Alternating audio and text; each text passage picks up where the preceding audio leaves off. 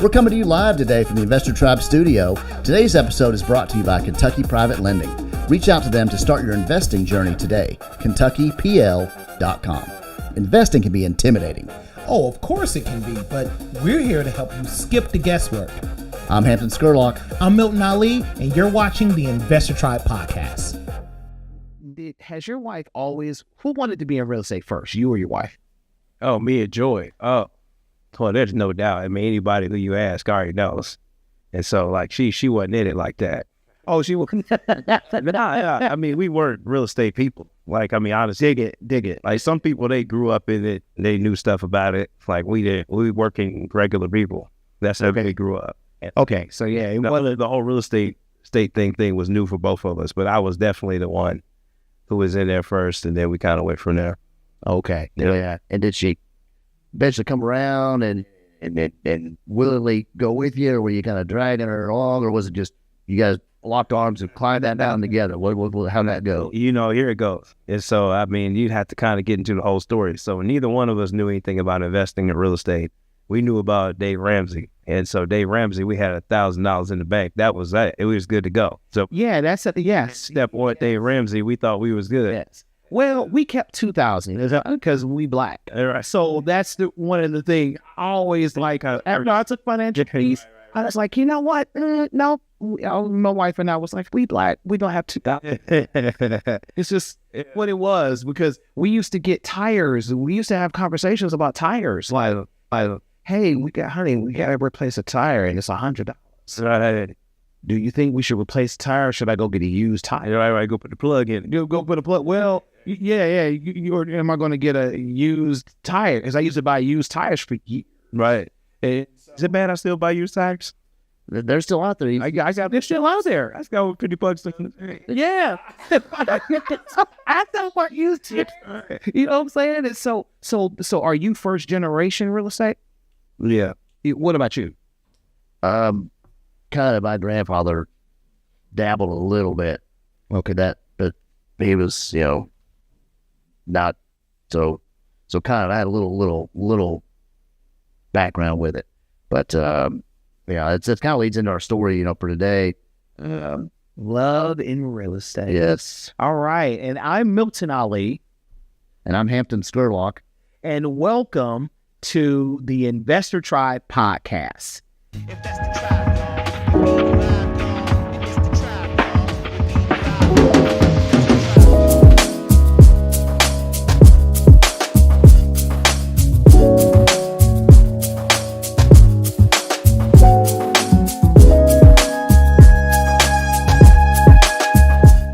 We are so excited today to talk about love in real estate. We're your host, and Milton Ali and Hampton Scurlock, and we're joined today by John Mays. He is the president of the Kentuckiana Real Estate Investors Association. John, along with his wife Joy, they're our marriage coach, active real estate investors, and entrepreneurs.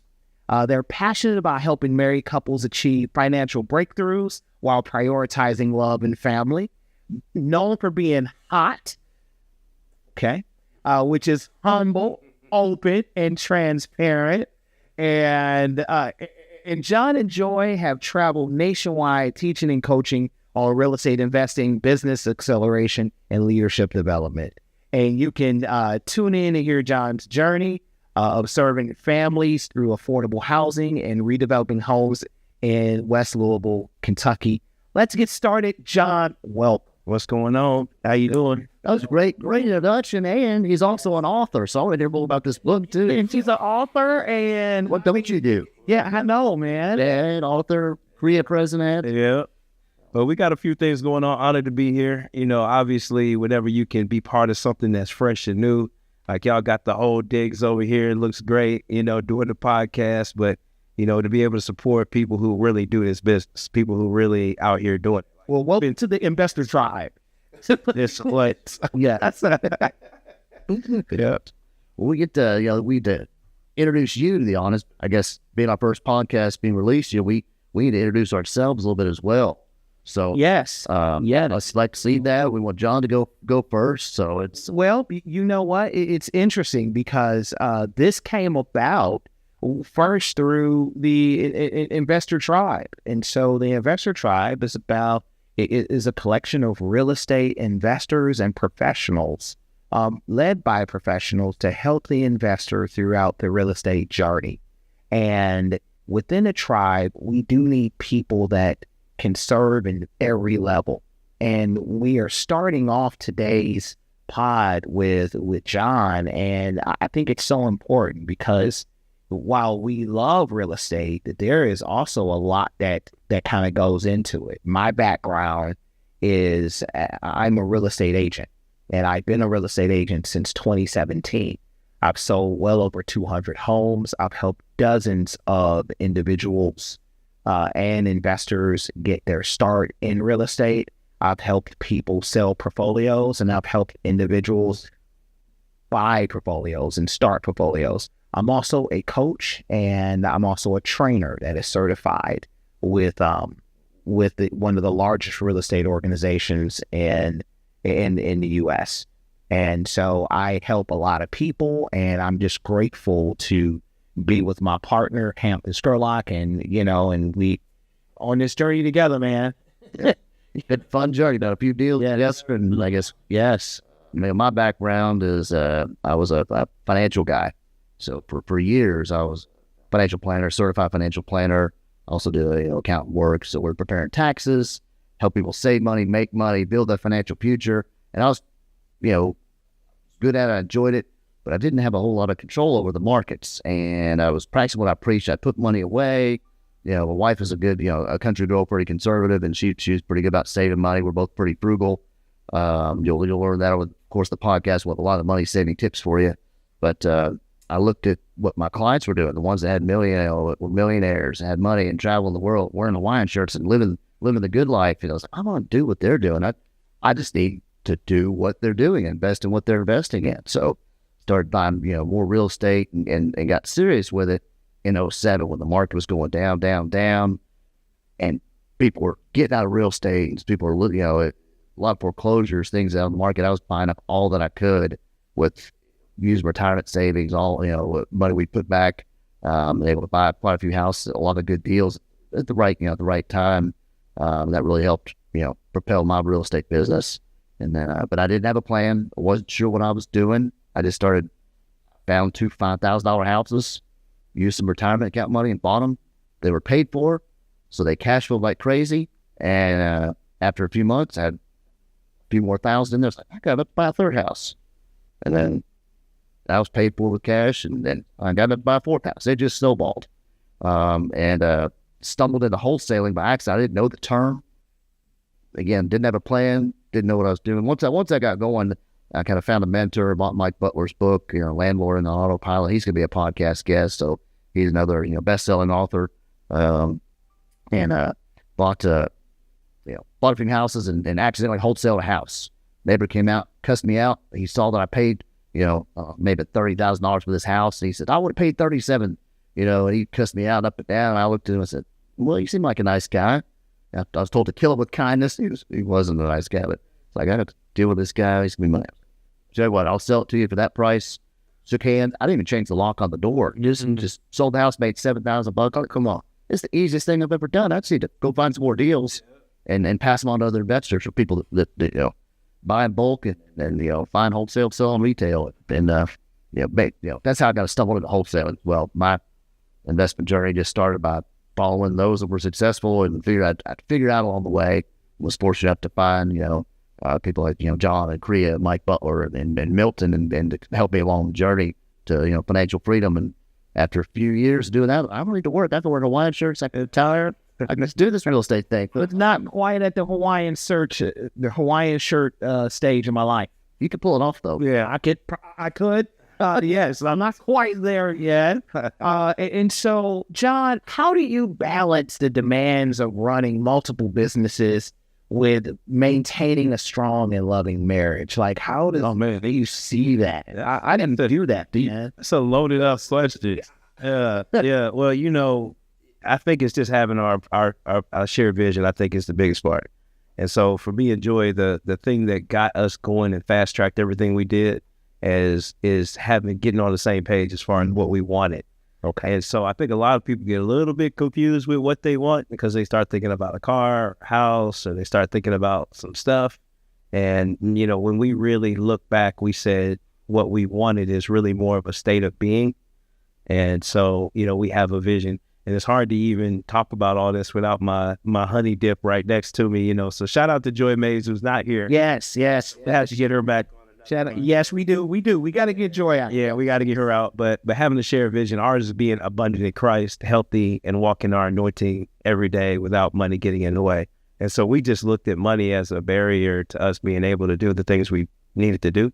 So we just wanted to make enough money so money couldn't stop us. So now, you know, we're able to take on a youth pastor role at a church, Christ Temple Christian Life Center. I was able to be the president of a nonprofit that helped me to get started in real estate, which is Master Builder Academy. And I'll tell you more about that. And then also to be the president of the Kentucky Real Estate Investors Association, which really put the gas and, you know, lit it all up with these wonderful connections and things. Awesome. That is to be able to do books and coaching and things like that. You know, those are things that we designed our life to do. And so those are the things we love to do. We've been purposed to do it. We're anointed to do it. We got our hands to the plow. We don't, you know, have a bunch of hobbies. We just love it. So we designed a life to do the things that we really love to do. And if you can do that together and then just let money help you to accelerate the things that you love to do, then there's nothing that can get in your way. At what point? Yeah, go ahead. Well, I was just to try that. I have to tell Milton a little about that the other day, but you know, how did we meet? Or what was the start? You know, Oh man, it was great. oh, your real estate. It was great, yeah. So I had, okay, so let me tell you, you know, so this, you asked me earlier about, you know, Joy, who got in real estate first, me or Joy. And so I got in there first. And so I was kind of taking the lead on it, reading all the books, you know, talking to people, coming to Korea. You know, I'm all hyped about it. She would come with me to Korea every once in a while. You know, we were just kind of getting into it. So we ended up buying our first house. So we bought our first house, and I'm telling you, I made all the mistakes. So I was like the handyman, you know, I'll be, you know, I had a full-time job and, you know, I'm barely over there. I'm over there fixing stuff up. Like, I could do a thermostat, like 3 wires, you know. You can do it till you class. You're right. Big start, all the stuff, you know. And so anyway, I get the first tenant in there. I'm all excited about it. They paid me the first month's rent, last month's rent, and a deposit, all cash. And I come home and I throw this money up in the air. I'm like, got a stack of cash. I'm like, I told you. Right. So then I love it. It was horrible, man. Yeah, it was a bad situation. And so I was in like this low boat where I got my first property. I fixed it up. Then the tenant who's not paying is now calling all the time because stuff is not working. And then they like have it all. It was just a bad situation. And I was like, I found out that you're supposed to screen tenants. That's crazy. Oh, You're supposed to like go on the sheriff's website. And come to find out, the cash he gave me was the cash he owed the last person. And then the new car he got was because his last car got repoed. I found that out with a little bit of research. And so I was like, okay. So I was in a low spot. And so I'm at the Sky Zone with my kids just hanging out. They're bouncing, they're playing. I'm feeling good. We're having a good time. I'm walking by and I see a book just sitting there. It's the same book that Hampton just mentioned, Landlording on Autopilot. And I just glanced over at it. And I was like, oh, that's a pretty interesting book. And I was like, tell me about it. And so he said, you got to get this book. It's pretty cool. And then he starts telling me about Korea. And then he starts telling me about, hey, we have this lunch that we go to on Tuesday. I was like, okay, I'll go to a little lunch. I show up to this lunch. And I'm telling you, everything shifted. It's because I started meeting people in the local area. I had a few connections from Korea, but I didn't really feel all the way comfortable there. But when I went to the lunch, I met some people. They immediately came out to my property, and I had a couple of them by then, and they were like just wanting to show me different stuff and got connected, bought Landlording on Autopilot, got that tenant out, got a good tenant in there following the steps, and then we just kept growing and accelerate faster and faster really through those 3 relationships. So that's awesome. But no, shout out to Hampton, who was like, you got to come to this thing, man. Like, so when you talk about people who are really doing it, but really giving in their personal life, he didn't know me from Adam. He didn't know me from anybody. He just seen me look at a book and he was like, you got to come to Korea. You got to come to this. You got to. I was like, golly, okay, man. He was so convincing and passionate about it and welcoming that changed my whole perception of Korea, changed my whole perception about the investor community. And so I really. It set you on a completely different path. Absolutely, no question. But I love that. I totally love that. What are some of the common financial challenges that married couples face? How do you coach them to overcome them while keeping the relationship strong? Yeah, well, it's about fear. It's the big thing. And so most couples, like, for one, if you have a stable marriage, you're more than likely not poor, because there's a very low correlation to people who are married for any significant amount of time and poverty. So you're not in poverty. You probably live in a normal life, if you will, where you can go to the grocery store, pretty much get what you want. You live in a house that's pretty close to what you want. Might be not your dream house, but you're not, dying of, whatever, can't afford air conditioner, can't afford heat. You can get your groceries, your kids have their basic needs, things like that. And so I think most people, they come from an environment where just getting by and being comfortable, and they have a fear of doing anything more that might disrupt their comfort. And so comfort and fear is probably the biggest issue of what keeps people from getting involved financially in real estate. Tell me more. So tell me more about the comfort. What is it about comfort that can be so comfort? It's addictive. It's like, for me, let me tell you, like even more so, because this is a drug that you don't know you're addicted to. And so like, you take a person like us, we grew up, our parents were working class people. My mother was a teacher, my father was the HVAC mechanic, and then turned to be a building manager. Joy's people, they had different jobs and just kind of did different things, but they lived a very, very modest life, and she grew up in West End, Louisville, 34th and Lockwood. And so you got two people who didn't grow up rich with a whole bunch of connections. My parents were the most successful people in the family. So if anybody ever needed to borrow something and they looked up to somebody, they were looking up to my parents. But what I found is that I read a book called Rich Dad Poor Dad. You all know Rich Dad Poor Dad. Oh, yes. If you would have read Rich Dad, it just described my whole family structure on how we grew up. We didn't know we was broke. And so that's the issue about comfort. Comfort says, get a car, pay it off, get you a nice car, get you a house the best you can afford, get you a job, and just ride it out, pay off all your debt and just ride it out until you can retire. And then once you retire, then you can just sit back and then you can do nice things. Well, that worked for a generation.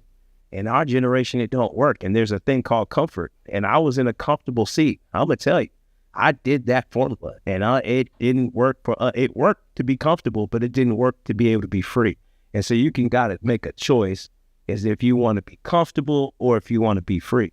And I think comfortable is, it creates a fear of freedom, because I can be comfortably sitting in a situation, going to a job, and here's a good situation. Like, people tell me they put God first, but how you put God first when every time we got Bible study at church, you lock down working overtime, mandatory. You lock down doing these other things because you putting that first, because it's a priority for you.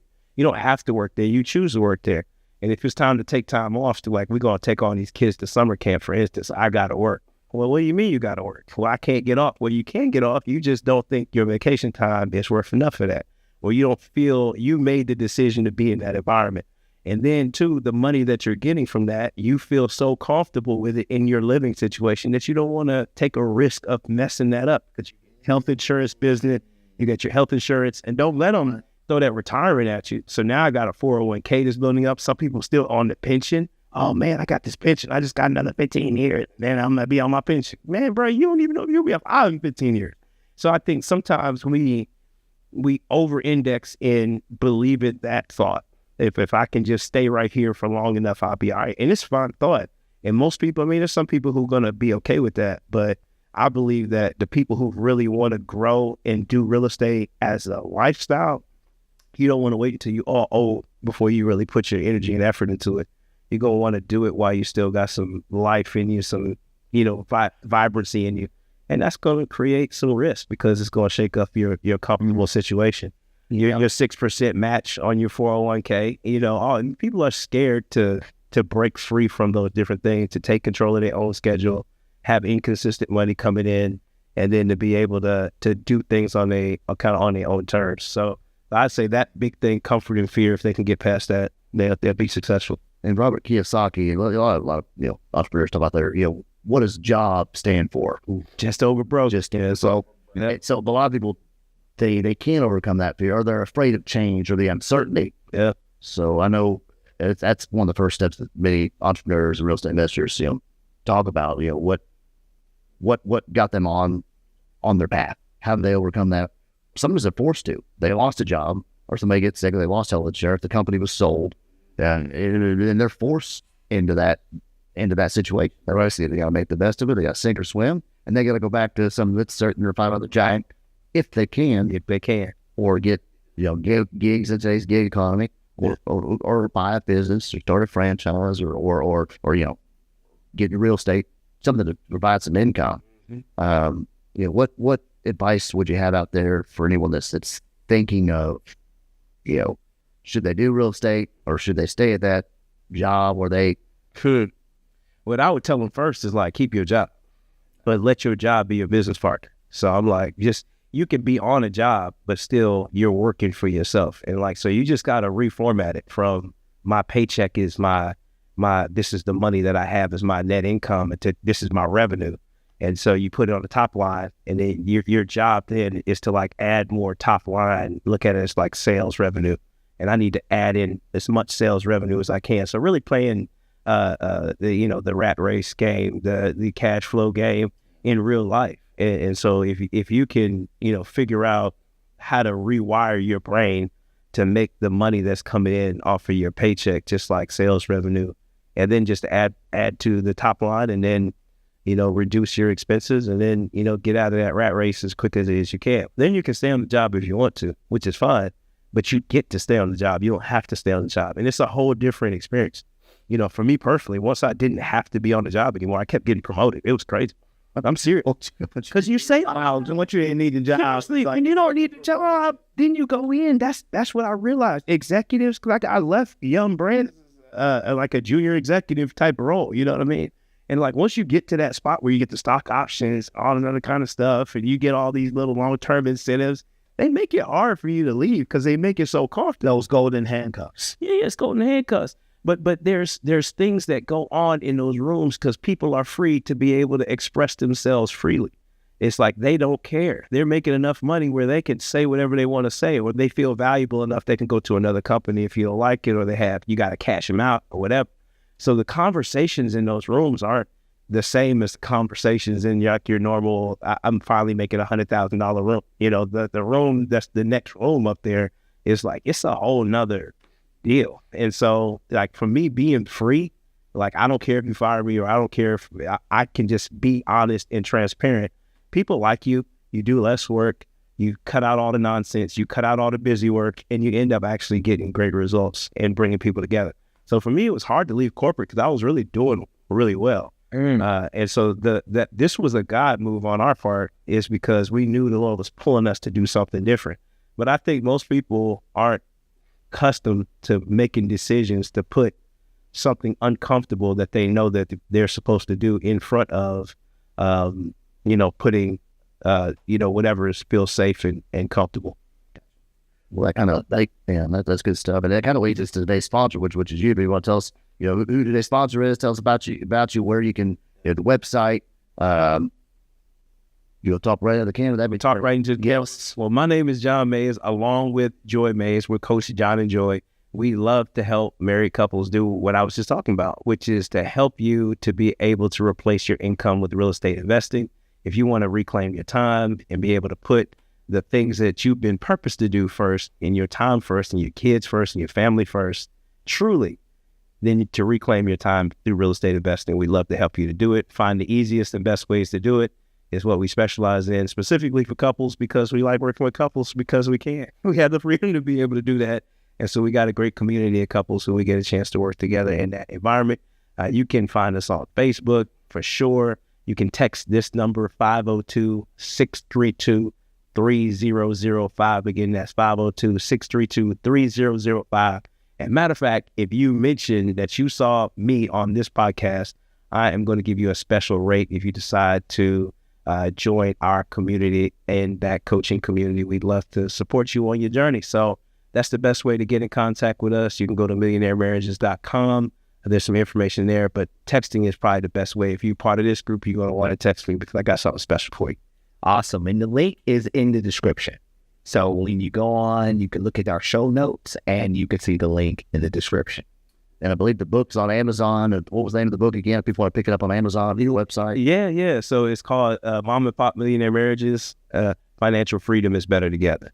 And so it's a really cool book because it's like 2 books for one. And so we do a 2 for 1 because it's like, for one, I wanted to read my own book and Joy would always take my book or they get misplaced. So we got different colors so that you can use your book. I use It's not the same book. It is the same book, but you read it alongside each other. And because there's some his and hers, and there's a couple. Oh, okay. So there's okay. Yeah, a couple of nuancial differences, for the his and her version. But it is a really cool, and it gives you a chance to write it and do some workbook activities and answer some questions together. That'll help you to make some of the decisions that we just talked about. I love that. I love that. And so, can you share a success story of a couple that you coached that achieved both financial breakthroughs and a deeper connection in their marriage? Yeah, absolutely. When we first got started, this is where people always thought we were marriage coaches. And we were like, look, we're not marriage coaches. This is what we would say. We're not marriage coaches. Right. And we just, we're real estate coaches. Like, we're here to help you in real estate. But when couples get together, we created a boot camp. And so every once in a while, like once or twice a year, we'll do like a 30-day boot camp where we'll bring couples in together and take them through vision. We'll give them a communication assessment called the flight assessment, and then send them to an outside consultant to be able to unpack how they communicate together. And then we'll have like daily communication challenges all the way through. Then we give them into the shared money mindset where we take them through like these different rich dad, poor dad type activities, but then we put all their finances into a specific income statement and a balance sheet so they can kind of really get a feel for how to invest. And then we take them to another week, which is like a deeper dive into the criteria of real estate investing that's going to match. And so ultimately, it's like a 4-week program that we put together to help couples to be able to really get on the same page and then to define what specifically they're going to need to get out of it. You know what I really love about what you guys are doing is that it seems like there is a focus on the family. There is a focus on family groups of all types. If you're working with individuals, you're working with couples that are together, that are doing their thing, and children. It seems like, because I'm sure at some point they're going to need Master Builders Academy. Absolutely. And at some point they're going to need, so at every life stage, you'll be able to provide that guidance and help. And I love that you're that you putting yourself out there, right, by being an example and a model for a lot of men to follow. And I think that is super encouraging. And so what we want to do is just really thank you so much for today. Thank you so much for the time. Thank you for hanging out with us on our first podcast, and as we spend time, and we were just definitely grateful. Hey, I appreciate y'all. This has been wonderful. And so to all those out there, these 2 guys really do this game. They do this business. They're hands-on. You see them in the streets. You can see the record of people who they work with, who speak highly of them. And so it's just a pleasure to be in community together. And obviously I get to work closely with Hampton at Korea and at Milton. I'm going to tell you, everything that you do just seems to shine and be done with a level of excellence. So I appreciate what you represent. And so anytime, just appreciate it. Thank you. Will you join us? Will you come back, man? Hey, only if you let me bring my honey dip. Of course. We asked for Joy first. Right. I got an amazing. So she said you said, it's just okay. I guess we'll go ahead and, so we accept you. Yeah, we'll do. Right. And so here we are. I'm Milton Ali. And I'm Hampton Scurlock. And we'll catch you on the flip side of the Investor Tribe. Take care. The Investor Tribe podcast is for educational and entertainment purposes only. We are not attorneys, financial advisors, or licensed tax professionals. The opinions expressed by our hosts and guests are their own and should not be taken as legal, financial, or investment advice. All investments carry risk, including loss of principal. Always do your own due diligence, consult with qualified professionals, and make informed decisions based on your unique situation. The Investor Tribe podcast is brought to you by The Investor Tribe, all rights reserved, featuring Hampton Scurlock and Milton Ali, executive producer Drew Cookenmaster, produced and distributed